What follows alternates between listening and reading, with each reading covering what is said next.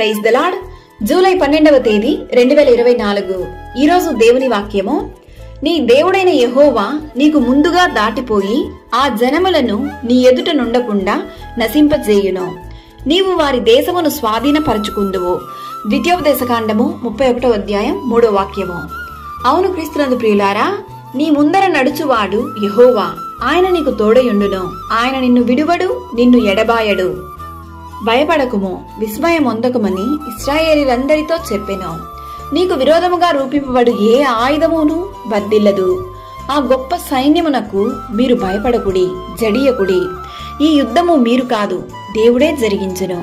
మీతో కూడా నున్న యెహోవా దయచేయు రక్షణను మీరు చూచిదరు.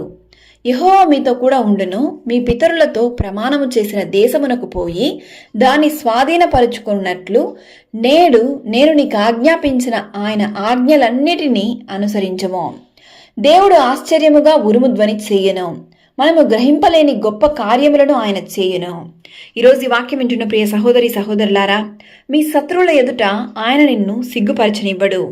ఎక్కడైతే మీరు అవమానింపబడ్డారో, నిందింపబడ్డారో, హింసింపబడ్డారో అక్కడే దేవుడు మిమ్మల్ని హెచ్చించి ఆశీర్వదించి దీవించును. గతంలో నీవు కోల్పోయిన ప్రతి ఆశీర్వాదములను దేవుడు నీకు రెట్టింపుగా ఆ ఆశీర్వాదమును నీకు దయచేయను. కనుక ఈరోజే నీవు దేవునికి సమర్పించు. దేవుడు మనకు అనుగ్రహించు ప్రతి ఆశీర్వాదములను పొందుకునుము. ఆమేన్. God bless you.